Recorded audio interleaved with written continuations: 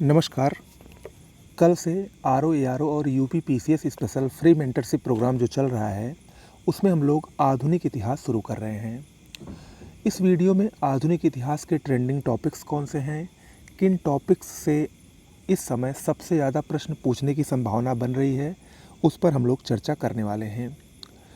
थोड़ा सा मैं आपको एक बेस बता देता हूँ। देखिए, जब 1707 ईस्वी में औरंगजेब की मृत्यु हो जाती है, तो उसके बाद से अचानक आधुनिक इतिहास नहीं शुरू हो जाता है। तो औरंगजेब की जब मृत्यु होती है, तो वहीं से धीरे धीरे जो मध्यकालीन एरा है, वो समाप्ति की तरफ अग्रसर होने लगता है। उसका प्रमुख कारण यही है कि उसके बाद के जो शासक होते हैं, वे उतने कुशल नहीं होते कि वो मुग़ल वंश को आगे बढ़ा सकें। उनमें उस टाइप की प्रवृत्तियां नहीं होती हैं। तो धीरे धीरे जो मुग़ल एरा है वो समाप्त होने लगता है, और दूसरी तरफ जो विदेशी कंपनियां हैं, यूरोपीय कंपनियां हैं, वो भारत में आकर भारत के वर्चस्व को देखते हुए वो उस पे अपना आधिपत्य जमाने की कोशिश करने लगती हैं। और चूँकि मुग़ल अब कमज़ोर हो गए हैं और यूरोपीय कंपनियां आ रही हैं, तो इसकी वजह से एक टकराव की स्थिति होती है, जिसमें यूरोपीय कंपनियां, खासकर ईस्ट इंडिया कंपनी, हावी हो जाती है। और वहाँ से एक नया जो युग शुरू होता है, जिसको हम लोग मॉडर्न हिस्ट्री के नाम से जानते हैं, वो शुरू होता है। ठीक है। लेकिन ये सब जो प्रवृत्तियां होती हैं, ये बताने में 2 मिनट लगा, लेकिन ये होने में कई साल लग जाते हैं। लगभग 100 से ऊपर साल लग गए हैं। क्योंकि अगर आप देखें तो ईस्ट इंडिया कंपनी लगभग 1600 में स्थापित हुई और 1707 में औरंगजेब की मृत्यु होती है। उसके बाद भी जो उत्तरवर्ती मुग़ल शासक हैं, वो भी कुछ दिन तक शासन करते हैं, और उसके बाद बीच में ये सब कार्य होते रहते हैं। ठीक है। तो कहने का मतलब ये है कि इसको हम बाद में विस्तार से चर्चा करेंगे, जब आपको मैं बताऊंगा। फ़िलहाल कहने का यहाँ पर मतलब ये है कि आधुनिक इतिहास कोई अचानक से नहीं आ जाता है।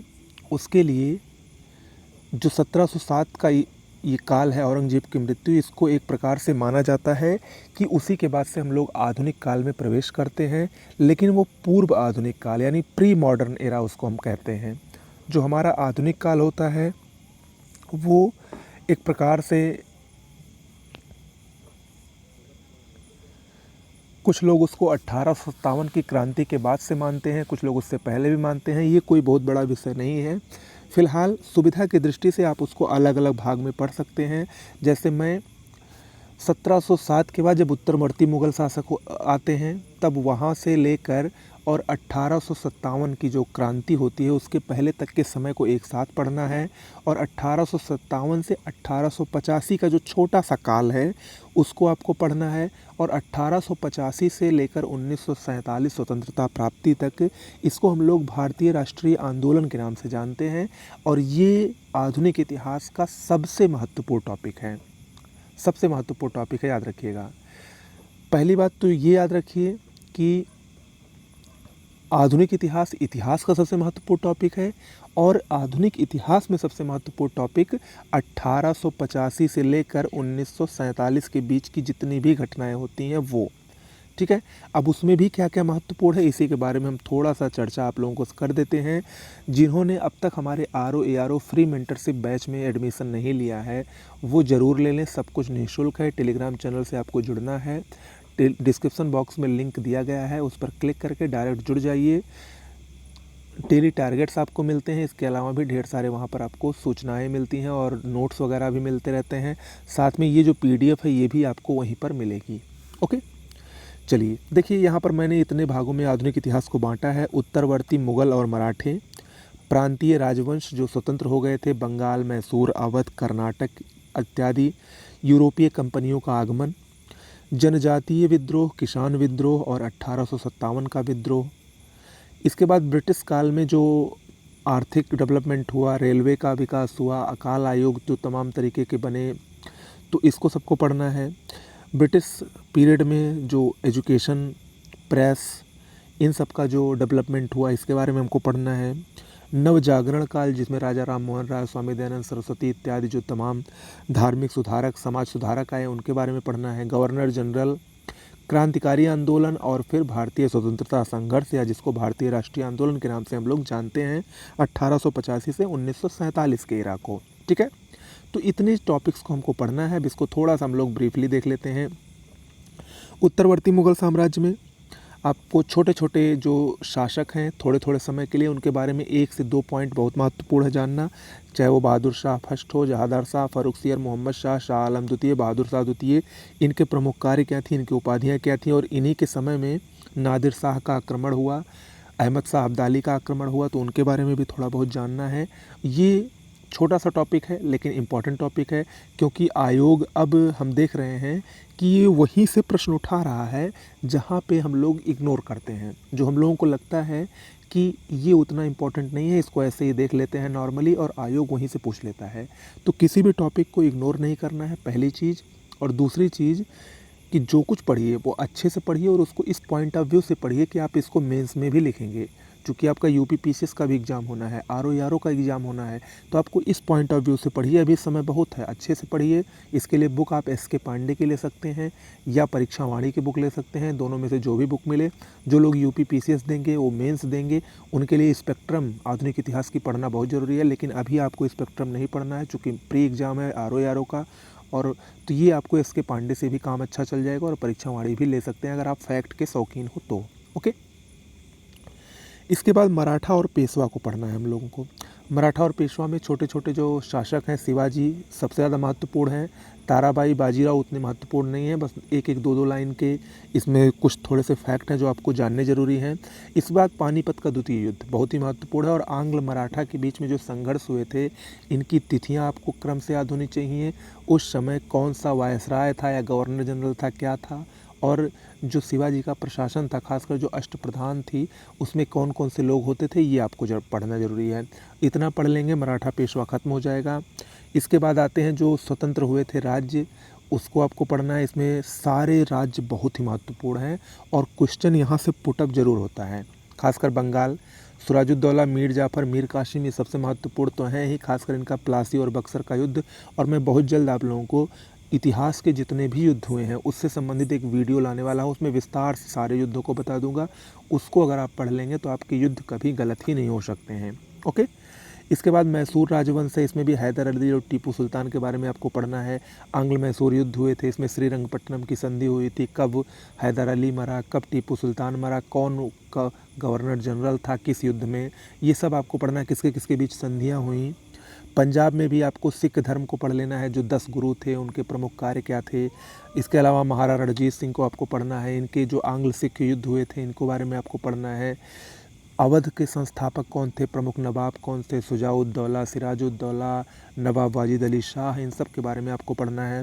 राजपूत में सवाई जय सिंह, उनके द्वारा प्रमुख वेधशालाएँ जो बनवाई गई हैं, तो इन सब को आपको पढ़ना है। ये देखने में भले आपको बहुत बड़े टॉपिक लग रहे हों, लेकिन बहुत इंटरेस्टिंग और बहुत ही आसान टॉपिक है। एक कहानी नुमा, इसको आप पढ़ेंगे, समझ कर पढ़ेंगे तो निश्चित रूप से ये आपका सबसे बेहतरीन तरीके से तैयार होगा। रटना बिल्कुल नहीं है, समझ के पढ़ना है। ओके, रटना नहीं है, समझ के पढ़ना है। यूरोपीय कंपनियों में पुर्तगाली, डच, फ्रेंच, डेन, इन 4 कंपनियों को आपको लाइटली पढ़ना है। इसमें खासकर ये पढ़ना है कि इनकी पहली फैक्ट्री कहाँ लगी। अंग्रेज़ को अच्छे से पढ़ना है, ईस्ट इंडिया कंपनी को अच्छे से पढ़ना है। इसके बाद 1857 का विद्रोह, इससे प्रश्न पूछे जाते हैं, इसका कारण क्या था, इसका परिणाम क्या हुआ, इसके प्रमुख नेता कौन से थे, कहाँ कहाँ इसका केंद्र था, कौन कौन से यहाँ पर प्रमुख नेता हुए, किसने इसका, किस अंग्रेज जनरल, गवर्नर जनरल वायसराय ने इसका दमन किया, कौन सी पुस्तकें 1857 के ऊपर लिखी गई हैं, कौन कौन से प्रमुख कथन थे 1857 के विद्रोह से संबंधित, ये सब आपको पढ़ना है। ये मैं आपको टारगेट में देता रहूँगा, आपको बहुत ज़्यादा परेशान नहीं होना है, सब आपको टारगेट्स में मैं करवा दूँगा। बस आप लोगों को मेरे साथ बने रहना है और मुझ पर विश्वास करना है। निश्चित रूप से आपकी ऐसी तैयारी होगी, इतना आप लोग खुद से भी नहीं कर पाएंगे। ओके, चलिए। इसके बाद 1857 विद्रोह के बाद जो कुछ प्रमुख जनजाति और किसान विद्रोह हुए थे उसमें भी मैं, देखिए इसमें बहुत सारे विद्रोह हैं, इतने विद्रोह हैं कि आप पढ़ते पढ़ते परेशान हो जाएंगे। तो इसमें भी मैं आपको इसमें मैं आपकी हेल्प करूंगा, मैं आपको बताऊंगा कि इसमें कौन से इंपॉर्टेंट विद्रोह हैं, कौन से थोड़े कम महत्वपूर्ण विद्रोह हैं। जैसे यहाँ पर मैंने कुछ लिस्ट में नाम दे दिए हैं। सन्यासी विद्रोह, मोपला, भील, संथाल, चुआर, कूका, खासी, मुंडा, पागलपंथी, अहोम, नागा, नील, पाबना, बारदोली, और जो प्रमुख श्रमिक आयोग हैं और प्रमुख किसान संगठन हैं, ये सब बहुत महत्वपूर्ण है इतने। और वैसे तो बहुत हैं, पढ़ेंगे तो लगभग 100 विद्रोह के आसपास हैं, लेकिन सब नहीं पढ़ना है आपको। 10-15 जो इम्पोर्टेंट हैं, जिससे बार बार घुमा फिरा के पूछा जाता है, जब मैं वो टारगेट में दूंगा तो मैं बाकायदे उस विद्रोह का नाम लिख के दूंगा कि आपको यही यही पढ़ना है। ओके, तो उसके लिए आप लोगों को टेंशन नहीं लेना है। इसके बाद ब्रिटिश काल में एजुकेशन का डेवलपमेंट जो हुआ, खासकर चार्ल्स वुड का घोषणा पत्र, हंटर आयोग, टॉमस रेले आयोग, सैडलर आयोग और वर्धा योजना, ये अच्छे से पढ़ना है आपको। प्रेस में भी वही करना है, प्रमुख समाचार है। तो इसमें सबसे ज़्यादा महत्वपूर्ण है जो एक्ट आए थे प्रेस के विरुद्ध, लॉर्ड लिटन द्वारा, लॉर्ड रिपन द्वारा, ये सब जो एक्ट लाए गए थे ये बहुत महत्वपूर्ण है परीक्षा की दृष्टि से। रेलवे का विकास, सिविल सेवा का विकास, स्थानीय स्वशासन का विकास, इसमें 4-4, 5-5 पॉइंट के फैक्ट्स हैं, वही महत्वपूर्ण है। ये सब वही बहुत बड़ी चीज़ नहीं है, लेकिन आपको पढ़ना सब है। ओके, इसके बाद आगे बढ़ते हैं। पुनर्जागरण काल, ये भी एक मोस्ट इम्पॉर्टेंट इसका चैप्टर है। इसमें खासकर जो समाज सुधारक हैं, चाहे वो राजा राम मोहन राय हों, इन्होंने कौन सी संस्था की स्थापना की, कब उसका विभाजन हुआ, क्या हुआ, कैसे हुआ, कौन सी इन्होंने पुस्तकें लिखी, कौन कौन सी पत्रिकाएं इन्होंने छपवाई, इनके द्वारा क्या संदेश दिया गया, ये सब आपको पढ़ना है। दयानंद सरस्वती के भी केस में यही आपको पढ़ना है। विवेकानंद, मुस्लिम आंदोलन, पारसी आंदोलन, प्रमुख जो संस्थाएँ थीं, विधवा विवाह अधिनियम थे, इसमें जो प्रमुख अधिनियम आए, किस वायसराय या किस गवर्नर जनरल के समय में आए, किसने पास करवाया, किसके सहयोग से पास हुआ, ये सब आपको पुनर्जागरण काल में पढ़ना है। इसके बाद आते हैं प्रमुख गवर्नर जनरल। वैसे तो देखें तो गवर्नर जनरल, वायसराय, ये सब नाम कब बदले आपस में, कब जनरल गवर्नर जनरल हुआ, कब गवर्नर हुआ, कब वायसराय हुआ, ये सब तो आपको पढ़ना ही पढ़ना है। साथ में कुछ जो प्रमुख गवर्नर जनरल हैं उनके बारे में आपको पढ़ना है। वैसे तो बहुत सारे गवर्नर जनरल, वायसराय आए हैं, लेकिन उसमें से भी कुछ महत्वपूर्ण है जो मैं आपको टारगेट में दूंगा। यहाँ पर भी मैंने कुछ नाम दे दिए हैं, जैसे लॉर्ड क्लाइव मोस्ट इंपॉर्टेंट था, Warren Hasting, Lord Cornwallis, Lord Wellesley जब most important, Lord William Bentinck most important, Lord Dalhousie very very important, Canning, Lytton, Ripon, Lord Curzon, Lord Mountbatten, ये सब कुछ जो प्रमुख वायसराय गवर्नर जनरल हैं, ये बहुत महत्वपूर्ण है। इनके द्वारा कौन कौन से कार्य कराए गए, इन्हीं सबसे घुमा फिरा के क्वेश्चन पूछता है। और देखिए आपको महत्वपूर्ण ही पढ़ना है, क्योंकि यही सब लोग पढ़ते हैं। अगर आप इसमें गलत कर देंगे तो आप पीछे हो जाएंगे, क्योंकि अगर कठिन आएगा, इन सब से हट के आएगा, तो वो सबके लिए टफ रहेगा, वो आपके लिए ही नहीं रहेगा, वो सबके लिए रहेगा, तो भी आप बराबर ही की स्थिति में रहेंगे। लेकिन अगर इसमें से कोई आया, आपने गलत किया, तो ये तो सब पढ़ रहे हैं, किसी अगले का सही हुआ तो वहीं पर आप पीछे हो जाएंगे। ओके, तो इस तरीके से आपको पढ़ना है, इस तरीके से आपको स्ट्रेटजी बनानी है। बहुत ज़्यादा उसमें आपको प्रयोग नहीं करना है कि मैं ये नहीं ये पढ़ूंगा, मैं ये नहीं ये पढ़ूंगा, ठीक है। तो इसके लिए मैं हूँ, आप लोग टेंशन मत लीजिए, आपका काम है सिर्फ पढ़ना। इसके बाद क्रांतिकारी आंदोलन को भी हम लोग देखेंगे। वैसे तो क्रांतिकारी आंदोलन 2 पार्ट्स में होता है, लेकिन हम लोग एक ही पार्ट्स में पढ़ेंगे। खासकर महाराष्ट्र में, बंगाल में और विदेशों में जो हुए गदर पार्टी की स्थापना, इंडिया होम रूल सोसाइटी की स्थापना, काकोरी कांड, HRA, SHRA, सांडर्स हत्या, इसके अलावा भी जो छोटी मोटी घटनाएँ हैं उन सब को हम लोग अपने उसमें देख लेंगे। हालाँकि ये इतने इंपॉर्टेंट टॉपिक हैं, आपको पढ़ने ज़रूर हैं। इसके बाद आते हैं सबसे महत्वपूर्ण पॉइंट्स पर। ये देखने में तो इतना ही है, देखिए ये इतना ही है, लेकिन ये लगभग आपके 60% क्वेश्चंस को यही कवर करता है मॉडर्न हिस्ट्री में। ओके, तो इसको हल्के में मत लीजिएगा, और ये बहुत ही इंटरेस्टिंग है, मैं दावे के साथ कह सकता हूँ। एक कहानी नुमा है, इसको अगर आप पढ़ेंगे तो हमको लग रहा है अगर मैं आपको एक टॉपिक दूंगा तो आप 1, 2, 3, 4 टॉपिक एक बार में ही कब ख़त्म कर लेंगे, अच्छे से ख़त्म कर लेंगे, आपको समझ में ही नहीं आएगा, क्योंकि बहुत इंटरेस्टिंग सब टॉपिक हैं, बड़ा मज़ा आएगा पढ़ने में इसको। ओके, जैसे भारतीय राष्ट्रीय कांग्रेस की स्थापना कब हुई, उसके कौन कौन से अधिवेशन हुए, कौन से अधिवेशन में कौन से अध्यक्ष रहे, क्या कार्य हुए, ये सब आपको पढ़ना है। यहाँ पर बाल गंगाधर तिलक और बिपिन चंद्र पाल, लाला लाजपत राय का जीवन परिचय, इनके द्वारा कौन कौन सी पत्रिकाएं, कौन कौन सी पुस्तकें लिखी गई, कुछ प्रमुख कथन जो थे ये आपको पढ़ने हैं। बंगाल विभाजन कब हुआ, मुस्लिम लीग, होम रूल लीग, इन सबसे जुड़ी महत्वपूर्ण खबरों को आपको पढ़ना है। फिर महात्मा गांधी एरा में आ जाते हैं। महात्मा गांधी के प्रमुख आंदोलन कौन कौन से थे, रॉलेट एक्ट, खिलाफत आंदोलन, चंपारण, अहमदाबाद, खेड़ा सत्याग्रह, असहयोग आंदोलन में चौरी चौरा कांड हुआ, जलियांवाला बाग हत्याकांड, स्वराज पार्टी, साइमन कमीशन, इन सब को आपको एक लाइन से पढ़ना है और अच्छे से पढ़ना है। और थोड़े थोड़े टॉपिक हैं, ये सब बहुत इंटरेस्टिंग टॉपिक है। सविनय अवज्ञा आंदोलन में गोलमेज सम्मेलन को पढ़ना है, मैकडोनाल्ड अवार्ड, इसके बाद है सांप्रदायिक पंचाट है, भारत छोड़ो आंदोलन है, कैबिनेट मिशन है, माउंटबेटन योजना है। इन सब को पढ़ते हुए आपको इम्पॉर्टेंट टॉपिक्स हैं, ये सबको पढ़ते हुए जब माउंटबेटन योजना तक पहुंच जाएंगे तो वहीं पर आपकी मॉडर्न हिस्ट्री आपकी लगभग कंप्लीट हो जाएगी। तो इस तरीके से आपको इन सब को अच्छे से टैकल करना है, अच्छे से पढ़ना है। ओके, अब आपको कैसे पढ़ना है ये मैं बताऊंगा, डेली टारगेट्स मैं दूंगा। आपको सिर्फ हमारे चैनल टेलीग्राम चैनल से जुड़ना है।